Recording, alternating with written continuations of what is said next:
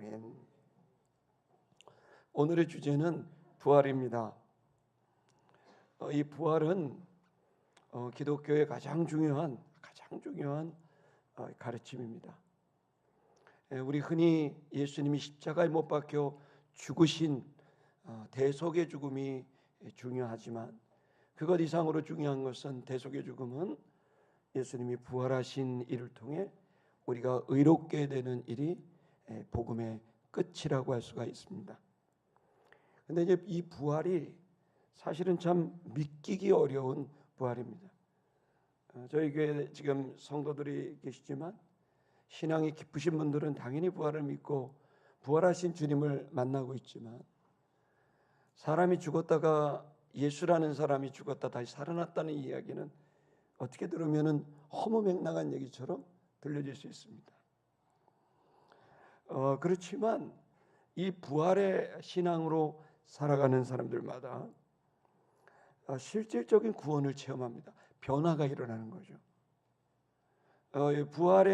부활하신 주님을 만난 사람과 그렇지 않은 사람, 만나기 전과 만난 다음에 엄청난 변화가 있어요. 또 그들은 실제로 그 변하는 현실 속에서 불안과 두려움, 또 혹은 고통과 죽음에 흔들리는 사람들이 그 모든 것을 흔들릴 만도 한데 흔들리다가도 그것을 이기고 돌파하고 그리고 그 삶의 열매를 맺는 어떻게 보면 굉장히 충격적인 그런 변화를 삶의 변화를 경험합니다. 무엇보다도 열매가 있습니다. 특히 세계관이 바뀌고 세상을 보는 눈이 바뀌고 가치관이 바뀝니다. 힘겹기만 한 삶이 보람이라는 게 생겨지게 되고 감사가 생기게 되고 또 자유도 임합니다. 사실 이 부활신앙은 기독교 신앙의 절정입니다. 그런데 이 기독교 신앙의 절정인 부활은 사실 좀 쉽지가 않습니다. 그런데 많은 분들은 부활을 어떻게 믿을 수 있냐?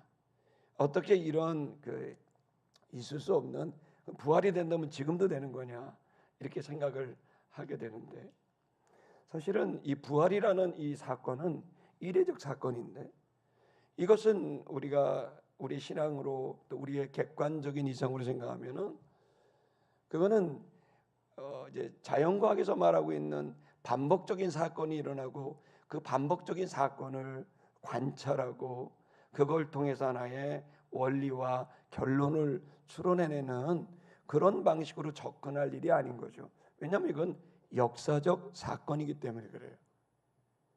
역사적 사건은 사실은 한 번밖에 일어나지 않고 여러분 그것이 부활이라는 말이 그냥 들을 때는 그 모두의 언어인 것 같지만 사실은 이것은 특별한 예수 그리스도에게만 일어났던 일입니다. 여러분 이거는 마치 뭐와 같냐면 여러분 우리가 이순신 장군이 이 명랑해전을 통해 나라를 구한 일을 알잖아요. 역사적 사건이에요. 근데 여러분 이순신 장군이 계시다라고 하는 것을 명랑해전에서 승리했다는 사실을 믿지 않는 국민은 없을 겁니다. 근데 여러분 그걸 믿는 이유가 그런 사건이 반복되기 때문입니까? 아니죠. 그건 뭡니까? 그거는 그 승리를 이순신이라는 사람의 기록, 또 그 승리에 대한 기록, 또 흔적, 증언 이런 것들이 복합적으로 나오고 그걸 통해서 하나의 일관성을 갖고 타당성을 가지면서 이거는 사실이구나, 역사적 사건이구나라고 하는 걸 우리가 믿게 되는 거죠. 역사적 사실은 그럽니다. 더 구체적으로 말하면 예를 든다면 법원에서요. 여러분 판사 앞에 변호사님하고 검사님이 계시고 가운데 피의자가 있잖아요. 여러분 이 사람이 그 일을 했는지 안 했는지 범죄 사실을 갖다가 어떻게 우리가 판결합니까?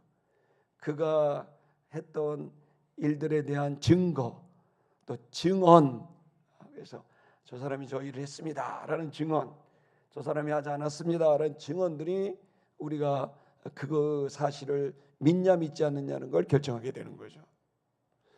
마찬가지로 부활은 사실은 계속해서 반복적으로 일어나는 자연과학적인 현상이 아니기 때문에 그런 객관적인 사실을 추론하는 그런 영역이 아닙니다. 이건 역사적 사건이고 역사적 사건에 대한 믿음인 거죠. 그럼 여러분, 이러한 재료, 사료, 증언, 증거들이 있습니까? 있는 거죠. 오늘 본문에서도 바울이 나는 예수가 부활한 걸 증언하러 왔다, 전파로 왔다라고 증언한 것처럼, 여러분, 부활이라고 하는 거, 예수가 죽었다 다시 살아났다고 하는 이 사실은 많은 사람들의 증언과 또 증거가 될 만한 기록들, 또 그러한 현상들이 있기 때문에 우리는 믿게 되는 거죠. 오늘 본문은 여러분이 읽으신 내용은 바울이라고 하는 역대 인류 역사의 전무후무한 그런 인물입니다. 최고의 엘리트고, 그리고 이 사람의 언어와 삶은 그 누구도 따라가기 어려울 정도로 위대한 삶을 산 사람입니다. 그런데 이 사람이 갑자기 바뀐 겁니다. 여러분 기억하십니까? 바울은 원래 기독교를 핍박했던 사람입니다. 그 예수와 예수를 믿는 사람들이 자신이 소속되어 있는 유대인들과 그리고 또 바리새인들을 공격하고 위협한다고 생각을 했어요. 그래서 원래 바울은 예수님을 따라가는 사람이 아니라 그 예수님을 따른 사람들을 공격하고 제거하는 핍박의 주동자였어요. 근데 이 사람이 어떻게 돼요? 완전히 180도 달라져서, 여러분 당시에 바리새인은요 최고의 성공이 보장된 사람이에요. 그리고 이 사람이 소속되어 있는 정치력과 능력은요 당시에 유대인으로서는 최고의 성공의 자리가 바울이 있었던 자리거든요. 근데 이 사람이 이 성공을 내버려 두고 나머지 인생을 길바닥에서 누워 자고 예수가 부활했다고 증언하면서 매맞기도 수차례고 죽음의 고비를 넘기면서도 죽을 때까지 복음을 전하고 당시 자기를 가장 핍박하는 로마를 향해 가고 죄인의 신분으로 가고 마지막에는 참수형을 당하게 되는 고통을 스스로 결정하게 되는, 이 사람의 변화를 설명할 수 있는 방법은 바울이 스스로 고백한 것처럼 나는 예수를 만났다는 겁니다. 예수는 죽은 존재가 아니라 살아있는 존재라고 말한 거죠. 제자들도 그렇죠. 기억나십니까? 제자들이 예수님 3년 반을 쫓아다녔지만 예수님이 예루살렘에서 잡히시고 고문당하고 죽게 되는 현장이 어떻게 되죠? 다 도망갔죠. 그 자리에 없었어요. 예수님이 십자가에 달려 돌아가실 때 다 떠났어요.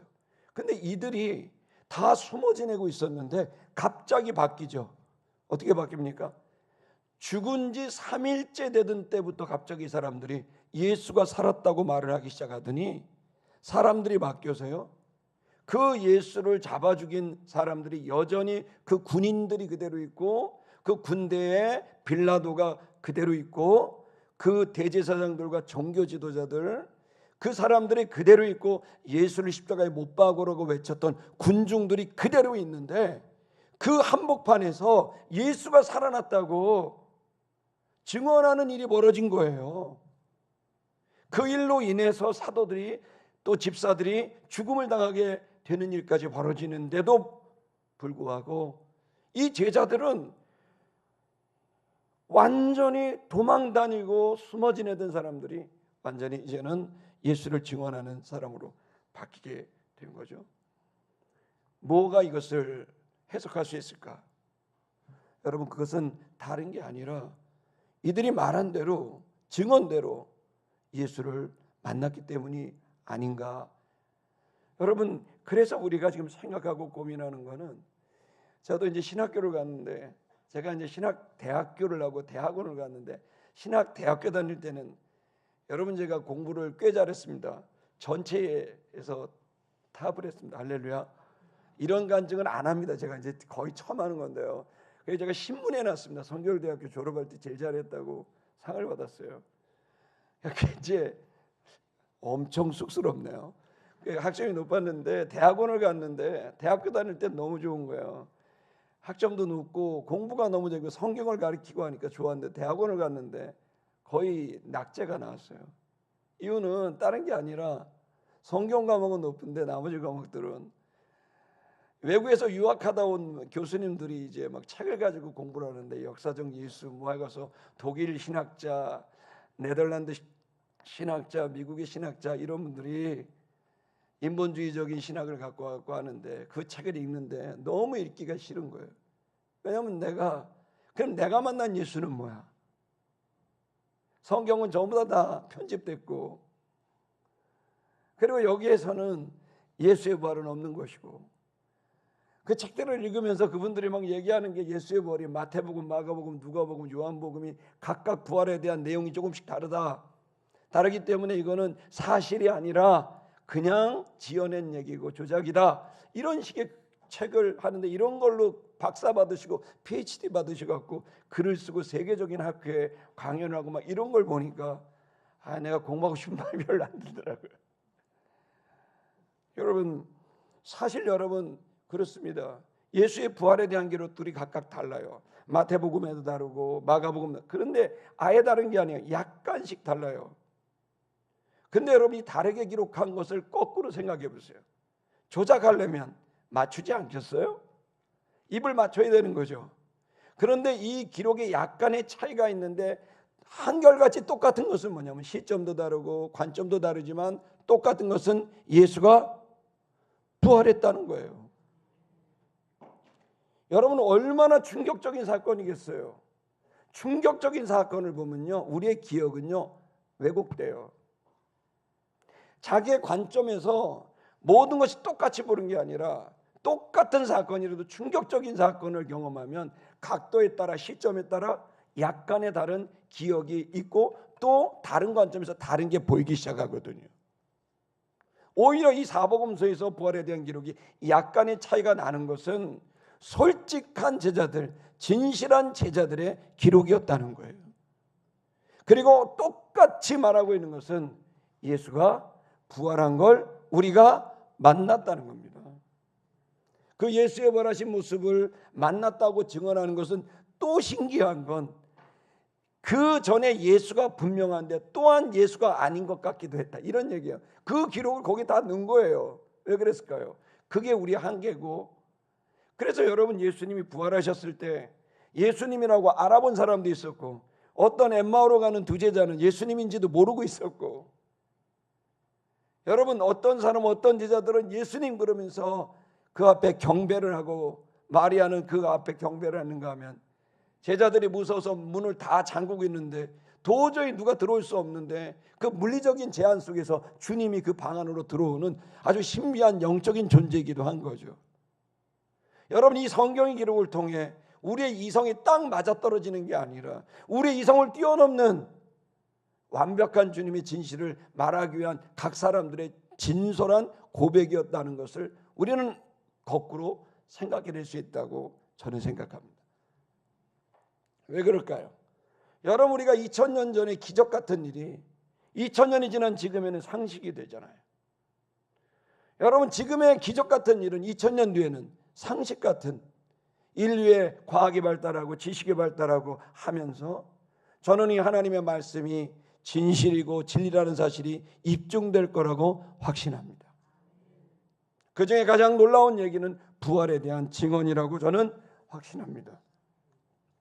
이 역사적 사실에 대한 바울의 증언을 오늘 이 시간 여러분과 함께 보려고 합니다. 31절을 한번 다 같이 읽어보겠습니다. 31절 읽겠습니다. 시작. 갈릴리로 그들이 이제 백성 앞에서 그의 증인이라. 바울이 첫 번째 한 얘기는 수많은 사람들이 이 부활의 증인이었다는 얘기를 하고 있습니다. 고린도전서 15장 말씀을 한번 방송실 보여주시겠습니까? 고린도전서 15장 네 읽겠습니다. 5절 읽을게요. 시작. 게바는 누구냐면 베드로입니다. 베드로에게 보였고 12제자에게 보였고 또 6절 보겠습니다. 6절 그 후에 500의 형제에게 일시에 보이셨나니 그 중에 지금까지 대다수는 살아있고 어떤 사람들은 잠들었습니다. 그 다음에 500명 이상이 예수님의 부활한 걸 봤다는. 그리고 또 누가 봤냐면 그 사람들이 대다수 지금 현재 살아있고, 이건 고린도서를 기록할 것입니다. 대다수가 살아있고 일부는 죽었다. 7절을 보겠습니다.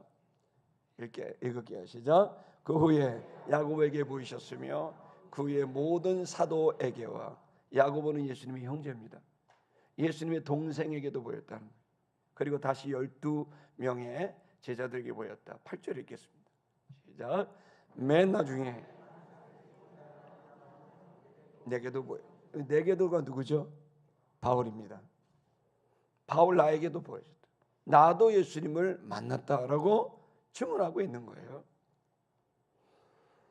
자, 바울은 다시 본문 우리 13장 31절로 돌아가면, 그래서 이러한 증인들인데 이제 그들이 그 예수님을 만났던 사람들이 지금 이제는 백성들 앞에서 그 예수의 살아계심을 증언하는 증인이 됐다고 얘기하고 있습니다. 32절 보겠습니다. 32절 읽을게요. 시작. 우리도 조상들에게 주신 약속을 너에게 전파하노니.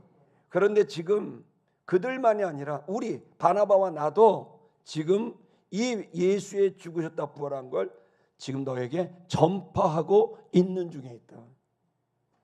내가 너에게 말하는 것은 예수가 부활했다는 거다.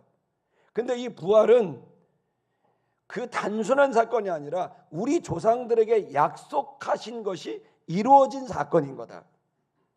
이 부활은 앞으로 인류를 구원하는, 사회적인 나라와 민족이 구원되고 개인의 삶과 인생이 구원되는 것, 그걸 넘는 영혼이 구원되는 완벽한 구원을 위한 영혼의 구원, 이것을 위해서 메시아를 보냈는데, 이 메시아가 와서 완벽한 구원을 하는데 그 메시아는 죽었다 살아나게 될 거야. 그것을 보거든 그가 메시아인 줄 알아라 라는 그것입니다. 그 메시아가 와서 하고 싶었던 것은 뭐냐면 인간의 궁극적인 구원, 최종적인 구원, 바로 죽음을 이기는 구원을 그가 이루게 될 거라는 약속의 말씀입니다. 여러분, 우리 한번 또 읽어보겠습니다. 33절을 보겠습니다. 그럼 어떤 약속일까요? 33절 읽을게요. 시작. 곧 하나님이 예수를 일으키사 우리 자녀들에게 이 약속을 이루게 하셨다 함이라. 시편 2째 편에 기록한 바와 같이 너는 내 아들이라 오늘 너를 낳았다 하셨고, 이렇게 되어 있습니다. 하나님이 이 약속을 어떻게 이루셨냐? 예수라는 사람을 죽음에서 일으켰다. 그것을 통해 그 약속을 이루었다. 누구에게? 그들의 자녀들, 바로 우리들에게 이 약속을 이루었다는 거예요. 그러니까 여러분, 우리는 지금 바울과 같은 유대인이 아닙니다. 그러다 보니까 구약 성경에 대해서 낯섭니다. 그러나 유대인들에게는 이 메시아 예언은 생명보다도 귀중한 예언입니다.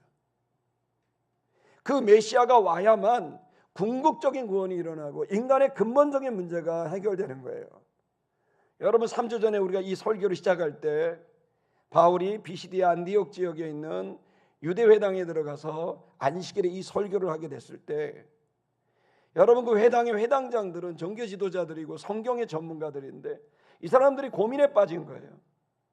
성경을 통해서 출애굽을 하고 바벨로니아 페르시아에서 해방을 하는 나라와 민족이 구원을 얻게 되는 기적이 일어났지만 여전히 인간은 계속 타락한 상태가 됐고, 제도가 바뀌고 법률이 바뀌어도 인간은 똑같이 타락하고 바뀌지 않는다는 거예요.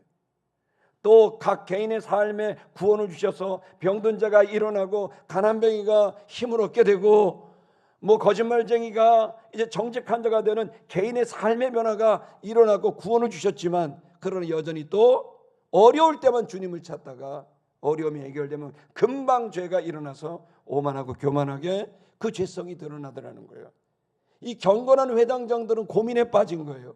이 율법의 말씀 성경책이 있는데 이 성경책을 이루려고 노력을 하는데 도대체 변화되지 않고 옛날 모습 그대로 살아가고 있는 자신들에 대한 이것이 구원의 끝인가? 라고 하는 고민이 회당장들에게 있었어요.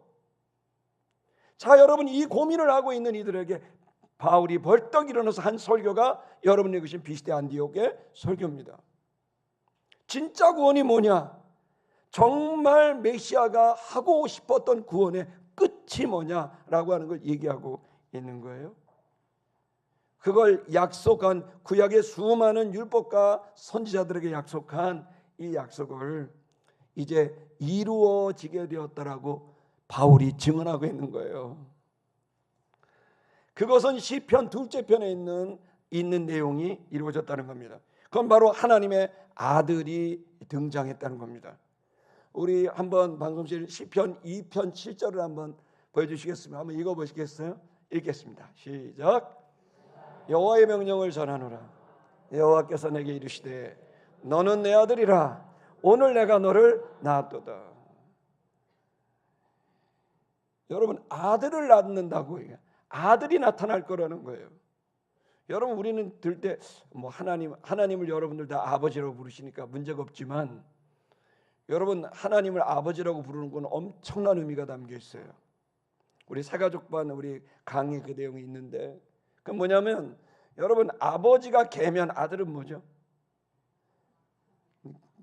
여러분, 폭풍 같은 리액션 부탁드리겠습니다. 참 목이 다시고 이제 지난주에 너무 피곤했어요. 근데 한번 여러분 화이팅. 그럼 아버지가 말이면은 아들은 뭐죠? 망하지 말. 좋습니다. 아버지가 사람이면 아들은 가끔 사람이 아닌 게 태어나기도 한다 그러죠. 아버지가 사람이면은 아들은 사람이죠. 아버지가 신이면 아들은 신인 거죠. 하나님을 아버지라고 부른다는 것의 의미는 놀라운 얘기예요. 신의 아들이 된다는 얘기예요. 그래서 예수님은 요한복음에서 예수님이 하나님을 아버지라고 부르니까 만홀히 여긴다고 하면서 예수님을 잡아 죽이기로 결정하게 된 그 사건입니다. 하나님을 아버지라고 부르게 된 거죠. 다시 말하면 인류 역사에 그 전까지는 피조물들이었어요. 어떤 존재들이었어요. 그런데 메시아가 오면 뭐가 등장한다? 하나님의 아들이 등장한다. 에베소서는 이것을 뭐라고 말했냐면, 에베소 1장은 태초에 하나님은 계획을 갖고 있었다. 그리스도 안에서 하나님의 아들들이 되게 하는 계획을 갖고 있었다는 거예요. 이것은 바울을 뭐라고 표현했냐면 양자의 영이라고 말했습니다. 우리는 하나님의 아들답지 않습니다. 닮지도 않았습니다. 거짓에 능합니다. 과장에 능합니다. 우리는 이기적입니다. 은혜도 사랑도 제한적입니다. 그러나 우리는 그렇지 않은 척 위선을 합니다. 해당장들의 고민처럼 나라의 지도자가 바뀌고 제도가 바뀌고 구조가 바뀌고 내 삶이 윤택해지고 34,000불이 되고 고급 자동차를 타고 넓은 아파트를 살아도 어려울 때는 하나님 찾지만 조금만 좋아지면 금방 문제가 해결되면 또다시 우리 안에는 죄는 스물스물 올라옵니다. 우리는 하나님 안 닮았어요. 하나님을 아버지라 불러도 실제로 하나님의 아들답지 않아요. 그런데 여러분, 하나님의 아들이 시작됐고 하나님의 아들이 완성되는 역사가 시작된다는 겁니다. 저는 34년 목회를 하면서 제일 고민이 열매인 거예요. 성도 여러분, 예수를 믿는 것만이 아니라, 그래서 어떤 신앙의 마음의 안심을 찾는 게 아니라, 내 삶의 번영을 찾는 게 아니라, 실제로 예수님을 믿게 되면 하나님의 아들로 변화되는 이 사실을 저는 여러분에게 증언합니다. 그리고 그것의 결정적인 신앙은 부활 신앙입니다. 예수의 십자가와 그의 부활이 우리를 변화시킵니다. 좀 더 보겠습니다. 34절을 다 같이 읽어보겠습니다. 34절 읽을게요. 시작. 또 하나님께서 죽은 자 가운데서 그를 일으키사 다시 썩음을 당하지 않게 하실 것을 가르쳐 내가 다윗의 거룩하고 미쁜 은사를 너에게 주리라 하셨으며. 그래서 다윗에게 약속을 하셨어요. 선물, 은사, 선물이거든요. 아주 믿을만한 믿을만한 선물을 너희에게 주시리라고 하셨습니다. 다윗을 통해. 그 약속을 이사야 55장 3절에서 하게 되는데요. 예수님이 탄생하기 전 700년 전 사람 이사야입니다. 이 사람이 어느 날 환상을 봤어요. 메시아를 본 거죠. 그 메시아가 어떤 모습인가를 얘기하고 있는데, 그 메시아가 바로 다윗에게 선물을 주겠다는 모습입니다. 한번 좀 읽어볼까요? 이사야 55장 3절입니다. 읽겠습니다. 시작. 너희는 귀를 기울이고 내게로 나와 들어라. 그리하면 너희의 영혼이 살리라. 내가 너희를 위하여 영원한 언약을 맺으리니 곧 다윗에게 허락한 확실한 은혜니라. 믿을 만한 은혜다. 믿을 만한 선물이다. 그것은 너희 영혼이 살아나는 거다. 뭐가 살아나는 것? 영혼이 살아나는 거다. 이것이 구원입니다. 영혼이 살아나면 삶이 바뀝니다. 영혼이 살고 삶이 바뀌면 그 가정과 공동체, 교회와 도시와 나라와 민족이 바뀌게 되는 거죠. 구원의 시작은 제도가 바뀌고 지도자가 바뀌어서가 아니라 내 영혼이 바뀌어질 때 가능합니다. 그 영혼이 바뀌는 것, 그것이 바로 다윗에게 허락한 확실한 은혜입니다. 다윗에게 이 선물을 줬습니다. 자, 35절 다시 우리 사도행전으로 들어가서 35절을 다 같이 읽겠습니다. 시작. 또 다른 시편에 일렀으되 주의 거룩한 자로 썩음을 당하지 않게 하시리라 하셨느니라. 그 선물이 뭐냐면 썩음을 당하지 않는 거예요. 즉 죽지 않는 거예요. 멸망하지 않는 거예요. 여러분, 이 놀라운 사실입니다. 그 사람의 영혼이 멸망하지 않고 그의 존재가 멸망하지 않는, 썩음을 당하지 않는, 이걸 다윗에게 확실한 믿을 만한 언약으로 선물로 줬다는 겁니다. 우리 시편 16편 10절을 한번 읽어보셔야 되겠습니다. 읽겠습니다. 시작. 이는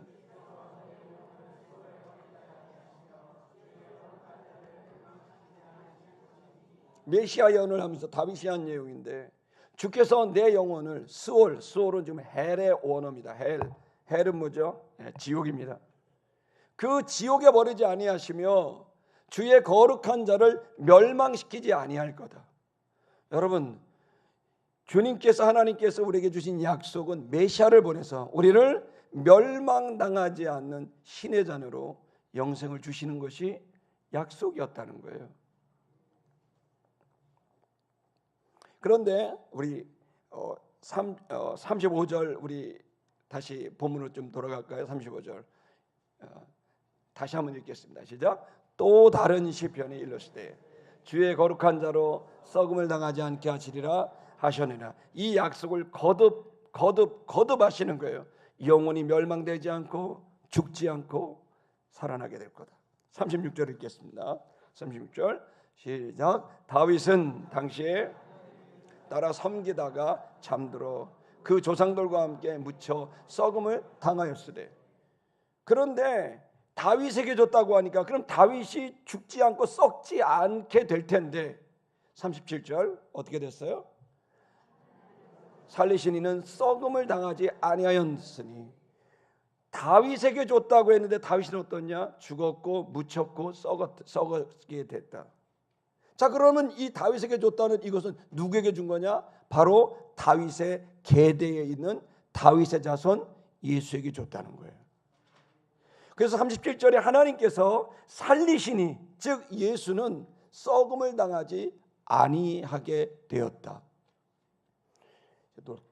놀라운 얘기죠.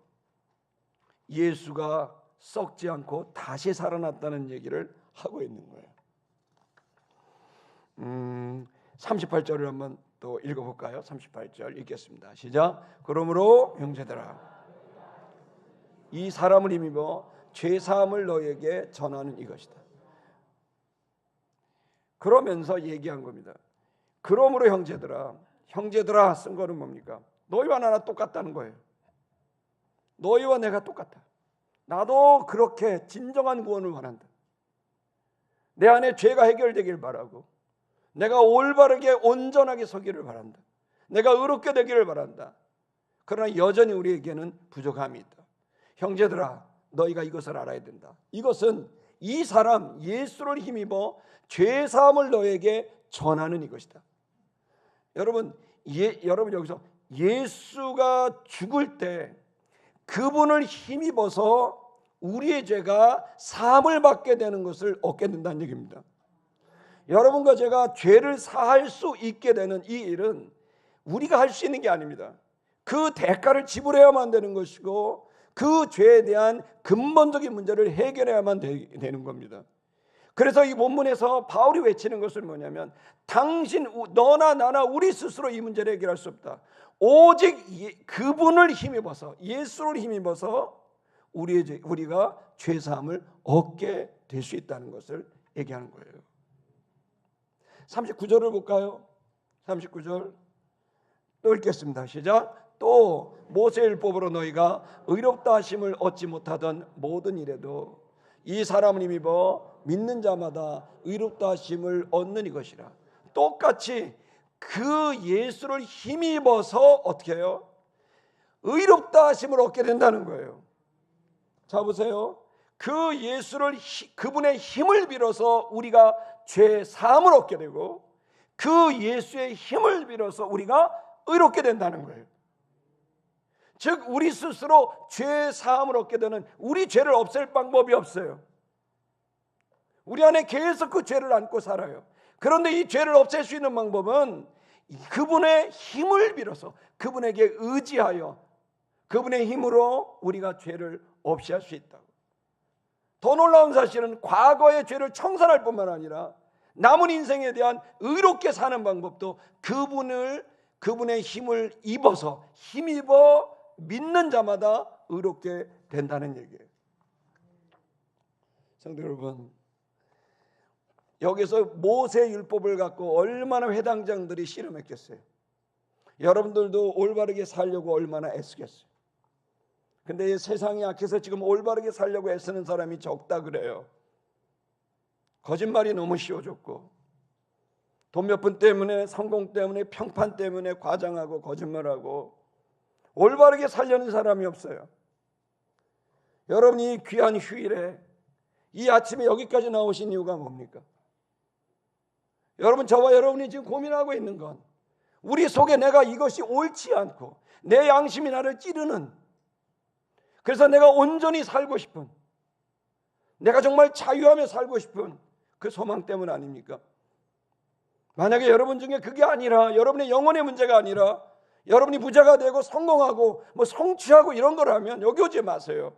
그냥 좋은 데 가셔가지고 미래를 위한 자기 개발서를 읽으시고 여러분이 더 시간들을 투자하세요. 그러나 여러분이 등산 가지도 않고 여기 와서 이 지루하기 짝이 없는 얘기를, 이 2000년 전 글을 히브리어 헬라어를 가지고 이리 노력을 하는 이유는 뭡니까?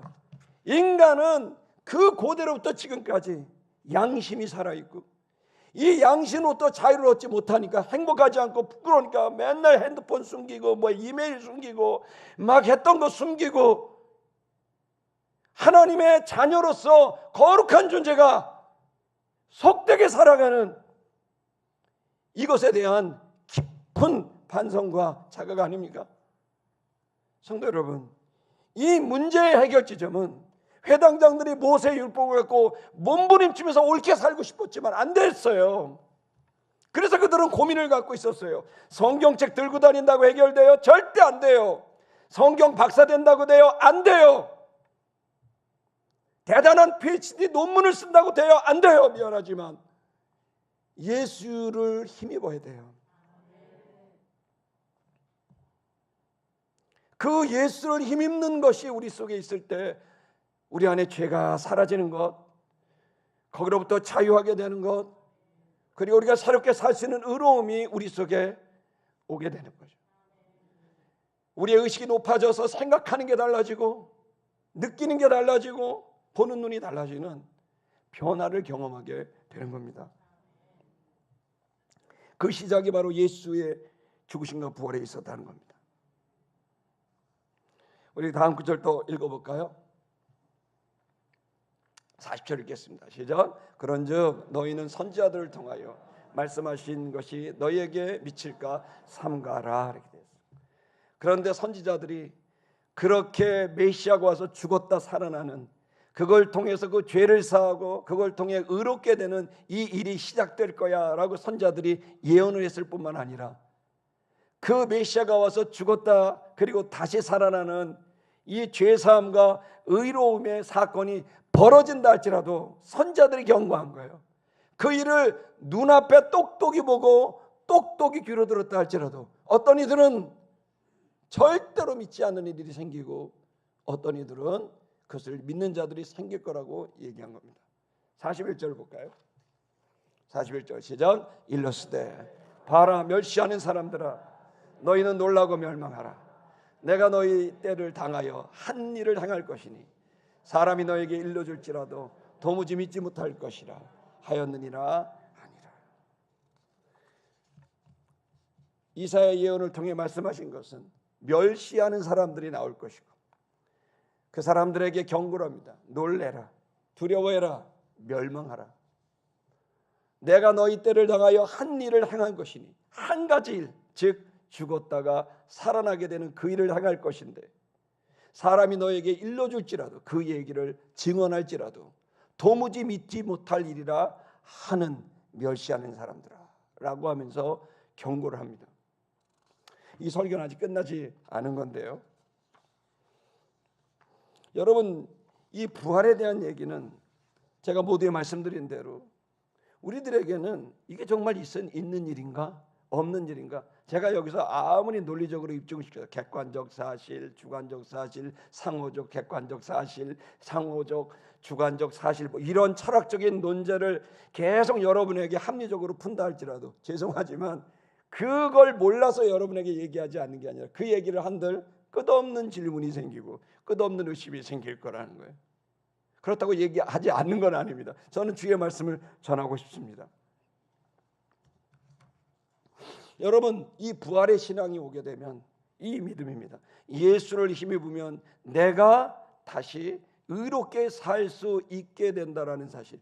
그것은 곧 의롭게 살아가는 것은 삶을 넘어서 또 하나가 또 우리에게 있습니다. 그것은 다른 게 아니라 바로 죽음에 대한 우리의 태도가 바뀌게 된다는 겁니다. 뭐에 대한 태도가 바뀐다고요? 죽음에 대한. 예수를 믿으면 죽음에 대한 태도가 달라집니다. 고린도전서 15장 57절 한번 방송실 보여주시겠어요? 한번 읽겠습니다. 시작. 우리 주 예수 그리스도로 말미암아 우리에게 승리를 주시는 하나님께 감사합니다. 여러분, 여기에 고린도서에 승리를 주시는 하나님께 감사하다고 되어 있어요. 승리. 뭐에 대한 승리일까요? 우리 축구 경기 했습니까? 올림픽 했습니까? 아니죠. 뭐에 대한 승리일까요?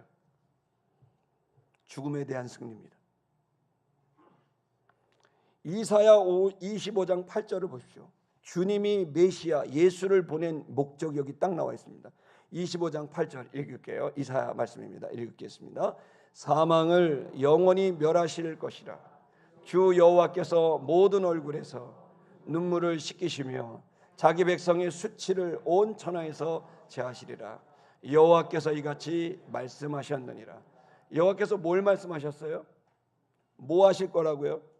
사망을 영원히 멸하실 것이라.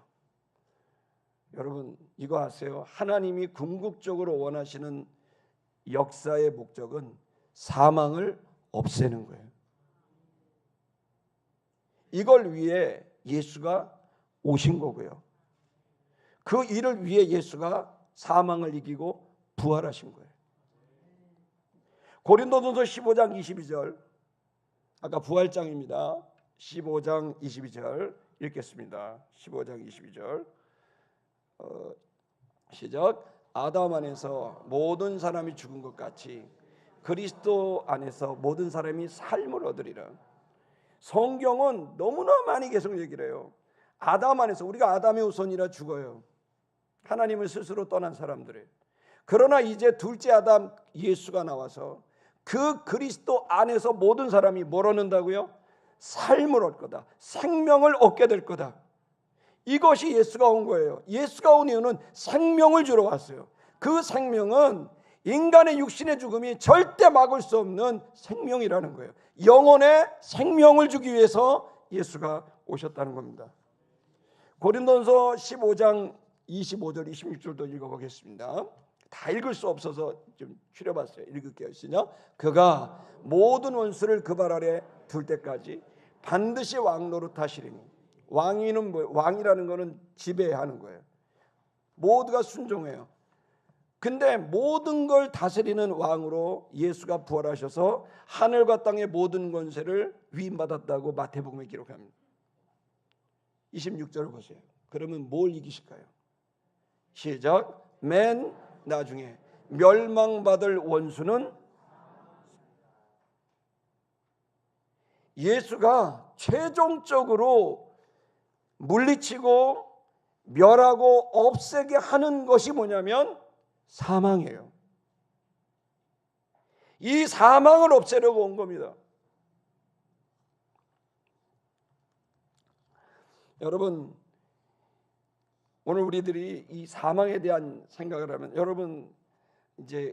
여러분들 오해가 생길 수 있습니다. 아, 그러면 내가 그럼 목사님은 안 죽습니까? 아이, 제 몸은 죽죠. 몸이 이 몸만 몸이 아니에요. 여러분의 인격의 몸이 있는 거예요. 이 살덩이는 어차피 병들고 늙고요, 먼지 돼요. 이건 그냥 물리적인 물질이에요. 산소가 있고요, 수소가 있고 그래요. 근데 이것은 그냥 물질이에요. 진짜 여러분은 이 몸이 아니죠. 여러분의 인격의 몸, 바로 영혼이 바로 여러분의 몸이에요. 이걸 헬라 말로 소마라고 불러요. 인간은 이 몸 안에 또 다른 내 몸이 있어요. 그 몸이, 영혼이라는 이 몸이 죽음을 당하지 않는다는 거예요. 그런데 그 몸이 영으로만 있으면 날아다니니까 형체를 갖겠죠. 그래서 바디라고 말하는 거예요. 그 형체는 바로 알아볼 수 있는 형체가 되는 거죠. 제가 이게 정확히 무엇인지는 저도 잘 모르겠지만 분명히 성경의 기록, 예수의 부활하신 모습을 첫 번째 열매로 보여준 걸 보면은요, 거기 예수님은 육을 가진 게 분명해요. 같이 식사도 하거든요. 그런데 방을 통과하고 이동하는 걸 보죠. 그러니 또한 육이 아닌 또 다른 영인 거죠. 영인 육, 육인 영이 되는 인류가 한 번도 경험해보지 못한 존재 방식이에요. 이걸 부활의 몸이다라고 말하는 겁니다. 그것의 첫 열매가 예수 그리스도의 부활의 모습이라는 겁니다. 여러분, 그렇게 되면 어떻게 될까요? 여러분, 너무 두려워하지 마세요. 죽음은 여러분, 죽을 몸이 죽지 않을 몸으로 다시 태어나는 게 죽음입니다. 여러분은 어차피 태어날 때 죽으려고 태어났습니다. 삶과 죽음은 똑같은 겁니다. 삶을 살고 있습니까? 죽음을 향해 가고 있습니다. 모래시계가 빠지듯이 여러분의 육체는 지금 계속 빠져가고 있습니다. 여러분의 썩을 몸이 썩지 않을 몸으로 나온다고 말하고 있고, 욕된 몸이 거룩한 몸으로 나올 거라고 말하고 있습니다. 성경은 더 놀랍게 얘기합니다. 죽음은 뭐라고 말하는 거예요? 죽음은 뭐라고 말하죠? 잔다라고 말합니다. 어떻게 죽어요? 잠자듯이 죽어요. 할렐루야. 여러분, 어떻게 부활해요? 내일 아침 자명종 소리 듣고 일어나잖아요. 여러분, 어떻게 천국 가요? 꿈 꾸듯이 가죠. 어떻게 부활해요? 아침에 일어나듯이 하죠. 여러분, 오늘 밤에 여러분 전부 다 어떻게 해요? 다 주무시죠? 여러분 아침에 다시 눈 뜨지 않을 거라고 생각하고 주무시는 분들 있습니까? 네, 그렇게 여러분들. 여러분, 오늘 밤에 이렇게 얘기하면 돼요. 주님, 오늘 또 하루를 잘 살았습니다. 죽겠습니다. 아멘. 그리고 주무세요. 근데 내일 아침에 막 울릴 거야. 띵띵띵띵 울리면 탁 되면 부활했습니다. 주님. 여러분. 뭐 영화 같은 데 보면은 2년 이런 영화 요즘에 되게 많이 나오더라고요. 뭐 상 받고 이런 분이 나오는데 뭐 다시 태어나요. 매일마다 죽었다 다시 태어났는데 새롭게 시작할 수 있는데, 여러분, 여러분과 저는 마지막 순간에 이렇게 되는 거죠. 주님, 제가 평생을 수고했고 이제 저는 마지막 잠을 자겠습니다. 그러면서 가는 겁니다. 여러분, 오늘 밤에도 죽음을 연습할 수 있길 축복합니다. 죽음에 대한 태도가 달라집니다. 그리고 또 어떻게 달라질까요? 죽음에 대한 태도가 달라지니까 어떻게 될까요? 흔들리지 않습니다. 고린도서 15장 58절 이 말씀 보고 마치겠습니다. 15장 58절 읽을게요. 시작. 그러므로 내 사랑하는 형제들아, 건실하며 흔들리지 말고 항상 주의 일에 더욱 힘쓰는 자들이 되라. 이는 너희 수고가 주 안에서 헛되지 않은 줄 알미라. 부활을 기록한 부활장이라고 말하는 고린도 15장을 마무리하는 내용이거든요. 죽음에 대한 태도가 달라져요. 여러분, 어떻게 죽음에 이르는 상황들, 그 고통들이 있을 겁니다. 그런데 예수 그리스도께서는 그 고통과 죽음을 이기신 분이고, 그래서 이제 죽음에 대한 태도를 완전히 다르게 하게 하십니다. 그랬을 때 우리는 수동적으로는 견고하며 흔들리지 않는 삶을 살아가야 될 줄로 믿습니다. 흔들릴 일이 너무 많습니다. 거짓말도 많고 과장도 많고 비난도 많고 온 세상은 혼돈이 지배하고, 여러분, 그런 속에서 흔들리지 않는 거 어렵습니다.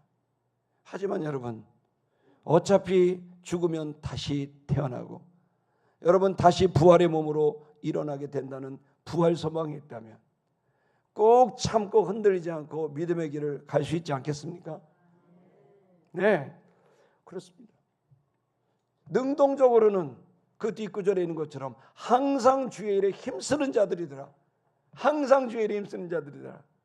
여러분, 능동적으로는 우리에게 주어진 삶에 주님의 일을 더욱 힘쓰는 자가 되는 거죠. 아멘. 그러니까 완전히 달라집니다. 부활 신앙을 갖게 되면은 의로운 삶에 대한 도전이 생깁니다. 여러분과 제가 이 부활 신앙을 갖고 사도 바울이 그렇게 죽음을 두려워하지 않고 살았던 것처럼, 흔들리지 않고 주의 일에 더욱 힘쓰는 자들이 됐던 것처럼, 저와 여러분에게도 그러한 삶이 있게 되기를 축복합니다. 우리 찬양하겠습니다.